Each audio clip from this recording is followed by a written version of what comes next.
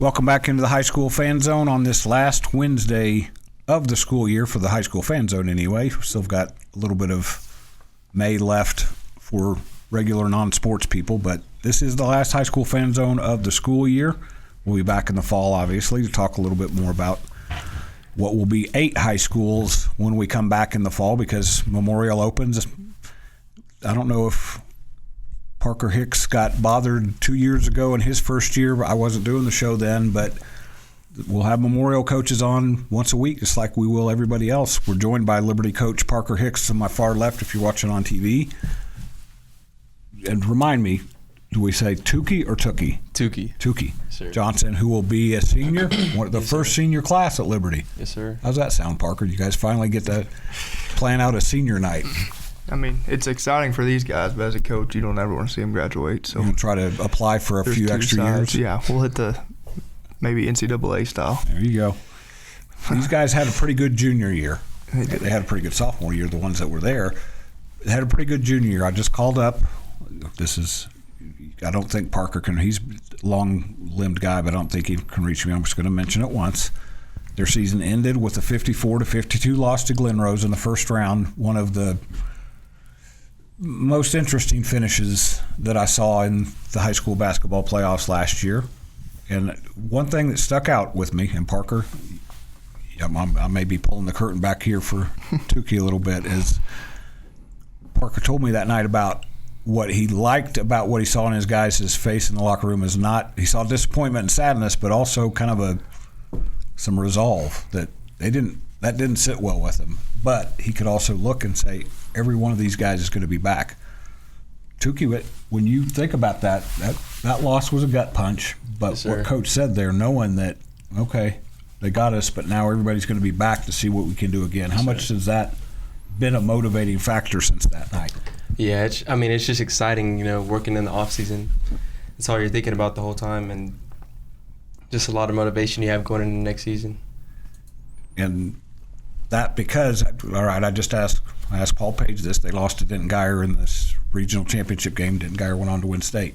How long did Glen Rose keep playing after that? They actually got beat the next round, which makes it feel a little bit better, but still we felt like we could have.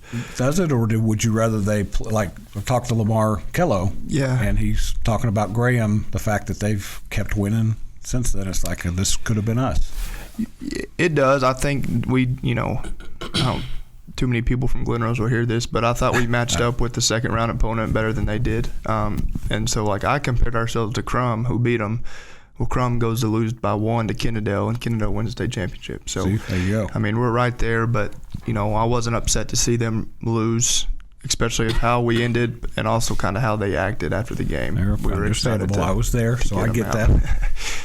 This is a little bit different. Your friends from Estacado went to the state semifinals and played a team, and that was not a last-second finish. That was that team. I think I texted you after that. That's as good a – I don't care what number you put in front of the A. That's as good a high school team as I think I've ever seen, and that Estacado did what they could. So there's different ways for seasons to end, but what have you seen from your guys since then? Because I think you were eager that night for them to get back to work. What have you seen from them since then? Yeah, we've seen a lot. It's what the biggest thing that I've been just kind of excited about is how much our guys have embraced the weight room more than maybe past. And so I think that's just part of maturing and realizing kind of how important it is. I think Tookie will tell you, he told me on the ride over here that he's already put on 12 pounds of, it's not fat at his age, it's pure muscle. And so that's the excitement we love to see, that we're understanding that it's all important when it comes to it. And so we're hoping our toughness and stuff in the weight room is going to translate to the court. Tookie, just so you know, it becomes non-muscle when you go to college and get married. It starts changing a little bit. Exactly. So I know the football guys got their locker room and their weight room. Do you guys have your own setup? We do, but I make these guys lift with football. There you go. Tookie, I mean, we only have 2 off-season kids, Tookie and Jaden Ellis. And so I was like, let's go lift with football in off-season. So every day in their period, we lift with football. And I don't know kind of how they thought about it at first, but I was excited because, those football guys are just crazy about it. Yes. And well, so you have a lot of. We have a lot of both, and so one, keeping the guys together was good, but two, seeing kind of what other sports and how they lift was exciting, and I think that's what kind of led to our guys embracing it. So, Tookie, you spent some time at Friendship. You see the difference. You guys' weight room and facilities at Liberty are as good as any high school in this part of the state, and maybe the entire state. So, I can see where you'd want to hang out with those guys. Sure. We're coming up on the break here. We're going to come back and talk more Liberty basketball. I'm going to get Parker to talk a little bit about the future opponent they're going to have in Memorial, at least for a year, maybe beyond that. So we'll come back after the break. We'll talk more Liberty basketball on 100.7 The Score. Breaking down Liberty sports. This is the Patriot Fan Zone podcast from 100.7 The Score. Welcome back into the second segment of the Patriot Fan Zone. One more reminder, this is the last show of the school year. We'll be back in late August, early September to rev things back up. We'll get Parker and his guys back in pretty quick after that because Joe gets tired of talking to me, and plus we just start talking about stuff and the young guys look at us like we're crazy.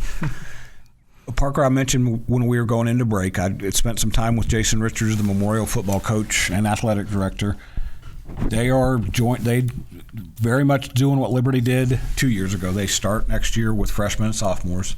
They will be in your district. That's already been announced, so you'll have another seat at the table, another city rival for you guys. And I told Coach not long ago, I drove through his hometown. You guys didn't have really city rivals. You had like county, neighboring, a little bit different. That city rivalry thing, because you had Estacado, you guys played them 3 times. Games were entertaining. Now you can add Memorial to that mix.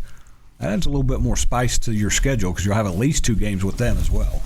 Yeah, it's exciting. I think us and Memorial will relate a bunch to our first year. We were 3A for a year, whatever they're going to be. But hopping in a district in its second year kind of changes everything for everybody. You get 2 more district games. We get a bye in district now. So our schedules had to adjust for it.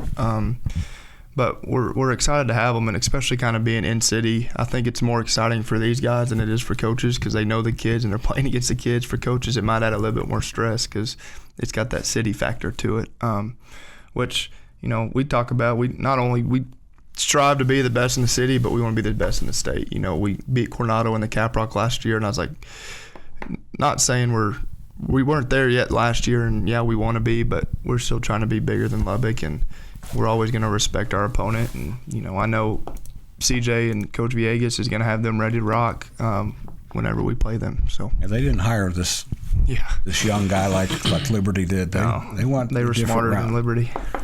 Liberty did all right. The coach is downplaying this a little bit, and I asked him this that night. You guys finished 26-6, and if I remember right, all 6 of your losses were to teams that were ranked top 5-ish at the time. Close to it. 3 to Estacado, El Paso Chapin,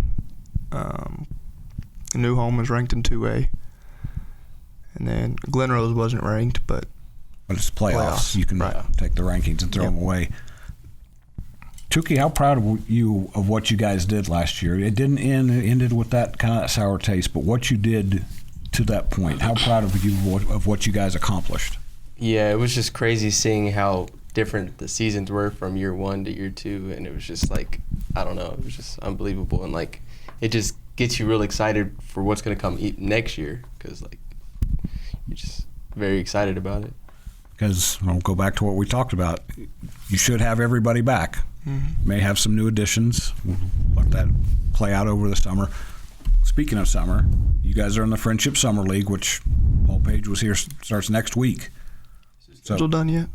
He told me he's got the first 2 weeks. He's supposed to get it to me. I know that's a tough time for him. But when he rides off in the sunset, there may be a young coach that has to inherit that, especially a place that's got 3 gyms. So we only have 2 for right now, so we'll just you're keep getting that closer. You're getting closer to having at least 3. We'll be happy to host it.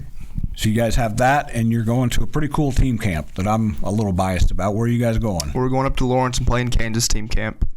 we're excited about it. Obviously, Kansas and their tradition, but also kind of get away from Texas schools. You know, we want to go up and compete in a different state. You know, we'll be at a disadvantage because we can't coach in the summer while Kansas and Oklahoma and all those guys can. But I was, telling him on the ride over here again, this summer is about.